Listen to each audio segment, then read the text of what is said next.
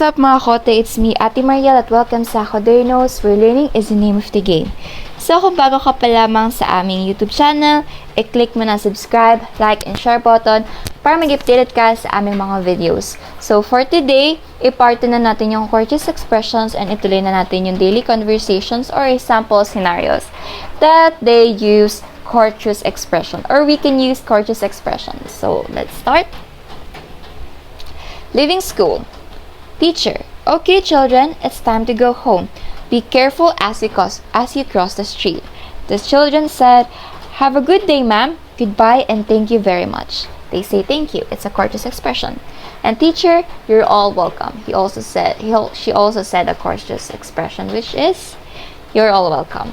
When it comes to courteous expressions kasi, they are phrases that are commonly used in daily interactions. They are used in variety of social situations to greet people and respond to greetings, to signal the end of conversations, to say goodbye, and to emphasize apologies and express and respond to things. The importance of using courteous expressions is it will keep them more respectful, and they will know the guidelines, and they will have a good relationship with other people because they use courteous expressions and they are very respectful to everyone. So next. So the fourth dialogue is going to sleep. Father, go to sleep now, James. And his mother said, don't forget to pray. And James said, yes, mother, good night. And his mother said, good night, James, sleep well. And James said to his mom that good night, mom and dad, good night, Jesus. They say good night and sleep well, and yeah, that's their courteous expressions, going to sleep. Next dialogue. More polite expressions. Listen as your teacher read the dialogues. Then repeat. Yan. Isa. Please lend me your crayons, Mario. And Mario said, sure, Chris. So the word is please. Please lend me your crayons. Next. Thanks a lot, Mario. She said, thanks. Ang isa pa, my pleasure, Chris. And that's it. That's the courteous expression. They say please, they say thanks, and my pleasure.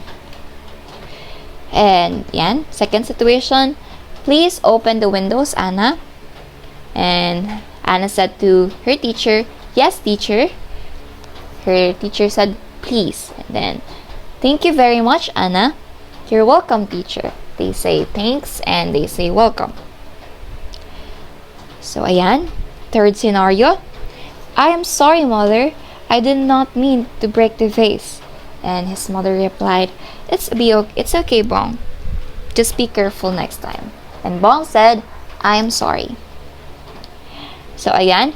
Remember and have fun. It is good to use polite expressions in conversations. Number 1, we say good morning, good afternoon, and good evening to greet people. Greetings, good morning, good day, good night, good afternoon are ways to greet people. When you encounter or meet your teacher in the hallway of your school, you say good morning, ma'am, good morning, sir, and other courteous expressions that makes our vocabulary and saying to be more respectful and very polite. We say goodbye before we leave. Umalis. So we say goodbye, see you soon, and thank you before we leave. So every time na may pupuntahan ka, and every time na kailangan mo na umalis, you say I leave now, goodbye, thank you, see you soon, take care. Mga ganun. We say good night before we go to sleep. Of course, it's always good to have someone who will say good night to you. So before we sleep, we say good night and say to them that I will go to sleep, good night, and see you tomorrow. Like that. So fourth is, it is good to use courteous words when talking to people. So it is good to use some polite words that make us more comfortable and more respectful for them, because we use courteous expressions, they will appreciate it because they will feel that they are really respected because of your choice of words and choice of expressions that you will say to them. So next is, we say thank you when someone give us something. For example, someone give you a gift, or someone gave you a what do you call this? Give a favor. We say thank you. For example, in my birthday, someone gave me a gift and I say, oh, thank you, you're so sweet and you're really thoughtful. For example, you borrow something, can I borrow your ball pen? And when they give the ball pen, you'll say, thank you for borrowing your ball pen, and sasabihin mo na ibabalik mo later or ibabalik mo bukas if you had the chance to buy a new ball pen. Next is, we say sorry when we have done something wrong. For example, nasagi mo yung isang tao sa very crowded place and you don't know what to do para makasingit or para makadaan, but may nadanggil ka and hindi mo sinasadya na may naano kang tao, you'll say sorry. Or if may hindi ka may nasabing maganda, or someone hurt, someone was really affected do sa sinabi mo, you'll say sorry and you will do better next time and babawi ka, ganon. So when we say please when we request others to do something for us, like please like and share. Let's like in YouTube channel. Please like and share our videos. Like please give me a chance, or please can you give me some ganito, ganyan, yan. We ask permission by asking, may I go out? May I borrow this? Maybe may I be excused? Like, it's very common to school na, ma'am, may I go out?